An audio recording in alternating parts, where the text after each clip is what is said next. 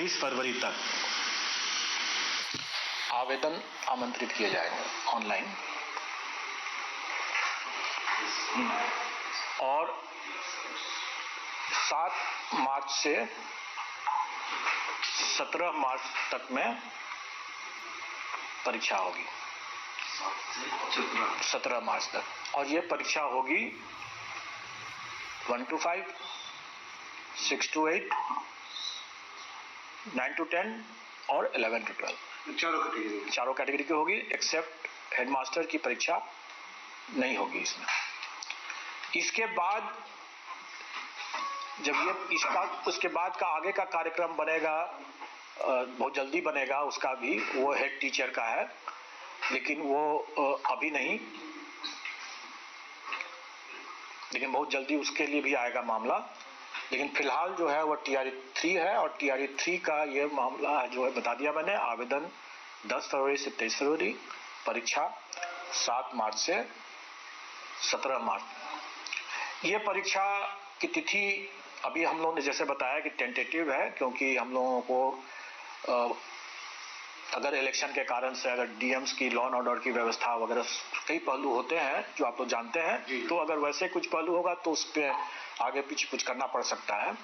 अभी फिलहाल के लिए यही मान के चलें कि अभ्यर्थी तैयारी करें, और ये 7 से 17 मार्च जो हो गए परीक्षा, इसमें शिक्षा विभाग, क्योंकि उसका सप्लीमेंट्री नहीं आया था, इसलिए शिक्षा विभाग, और चूंकि SC/ST वेलफेयर का भी सप्लीमेंट्री नहीं आया था, इसलिए SC/ST वेलफेयर, ये दोनों ही डिपार्टमेंट के लिए ये एग्जाम होगा।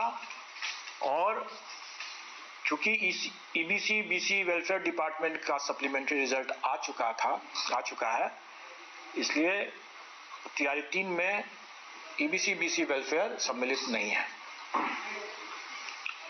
तो सिर्फ 2 विभाग होंगे।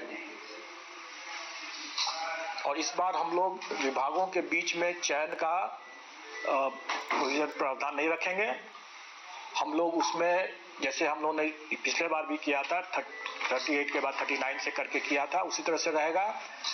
और लेकिन मल्टीपल रिजल्ट्स हम देने की हमारी बाध्यता है, क्योंकि किसी को भी हम बाकी विकल्प हमको देना होता है। अगर कोई 11-12 करना चाहे, कोई 9 to 10 करना चाहे, कोई तीनों करना चाहे, चारों करना चाहे, तो वो कर सकता है, वो अप्लाई कर सकता है, और उसके लिए उसको देना होगा। और इसमें सप्लीमेंट्री रिजल्ट्स का कोई प्रावधान नहीं रहेगा, जैसा कि विभागों ने स्पष्ट कर दिया है, क्योंकि ये परीक्षा ही एक तरह से सप्लीमेंट्री परीक्षा मानते चलें आप लोग, इसलिए इसमें सप्लीमेंट्री रिजल्ट की कोई प्रावधान नहीं रहेगा। और इसमें जो बचे हुए जो पद होंगे वो फिर उसके बाद TRE 4 में जाएंगे, और जो अगस्त में होगा। और अभी पदों की पूरी संख्या नहीं हमारे पास आई हुई है, लेकिन वो जब आएगा तो वो भी हम लोग आप लोग को बता देंगे। संभावित है कि बड़ी संख्या में इस TRE 3 में भी और TRE 4 में भी। उसके बाद वो कोई भी अनुमान नहीं दूंगा मैं। सर अपियरिंग वालों को मौका देंगे कि नहीं सर? हम लोग का जो प्रावधान है उसमें कि जो आवेदन करने की अंतिम तिथि तक उनकी पात्रता होनी चाहिए जो है, तो उनका रिजल्ट जो है वो उस तारीख तक होना चाहिए। सर STT परीक्षा के फॉर्म लिए गए हैं, तो ये बच्चे बैठेंगे TRE 4 में जाएंगे। मैंने बता दिया कि जो हमारे